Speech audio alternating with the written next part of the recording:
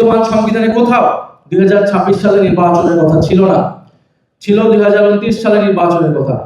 এখন সরকারের পক্ষ থেকে বলা হচ্ছে যে জুলাই চেতনা বিক্রি করে রাজনীতি করা যাবে না। তো জুলাই চেতনা কেউ বিক্রি করতে যাচ্ছে না। জুলাই চেতনা মুক্তিযুদ্ধের তথাকথিত চেতনার মতো কোনো চেতনা না, যেটার মাধ্যমে এই দেশে গুম খুন, দেশের টাকা লুটপাট হয়েছে, দেশে তিনবার ভোটাধিকার হরণ করা হয়েছে।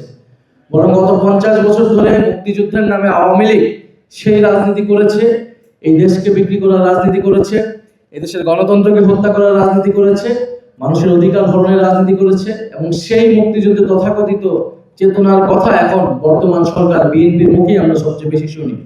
তারা বলতে পারে, কিন্তু জনগণ জানে জুলাই সবচেয়ে বেশি সুফল ভোগী কিন্তু হয়েছে এই সরকার।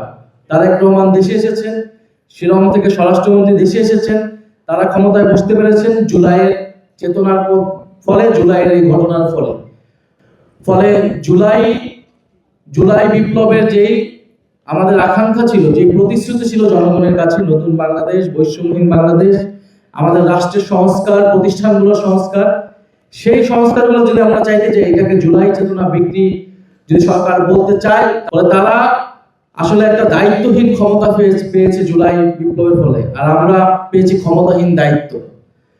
তো স্বরাষ্ট্রমন্ত্রী তিনি বলে যাচ্ছেন যে গণভোটের যে আদেশ, সেই আদেশ রাষ্ট্রপতি দিয়েছে, যেটা অবৈধ। তাহলে অবৈধ আদেশ যে রাষ্ট্রপতি দেয়, সেই রাষ্ট্রপতিকে এই সরকার কেন এখনো টিকিয়ে রেখেছে?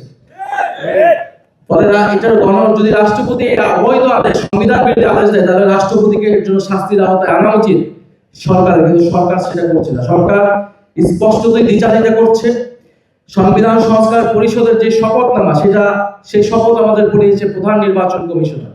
ফলে সেটা যদি সংবিধান বিরোধী হয়, প্রধান নির্বাচন কমিশনার সংবিধান বিরোধী কাজ করেছে, তাকে বিচারের আওতায় নেওয়ার জন্য সরকারের ভূমিকা বা সরকারের উদ্যোগ নেওয়া উচিত, কিন্তু সরকার সেটা কিছুই করছে না।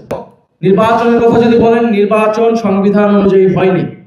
নির্বাচন জুলাই বিপ্লবের ফলে মানুষের যে সার্বভৌম আকাঙ্ক্ষা তৈরি হয়েছে এবং যে আদেশ দেওয়া হয়েছিল, সেই আদেশের ভিত্তিতে নির্বাচন এবং গণভোট দুইটি হয়েছে।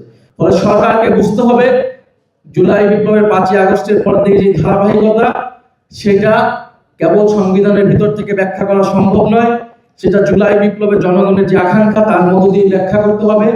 সেই আকাঙ্ক্ষাই ছিল রাষ্ট্রের আমূল কাঠামো সংস্কার, নতুন বাংলাদেশ গঠন এবং দেশের সার্বভৌম পররাষ্ট্রনীতি প্রতিষ্ঠা করা।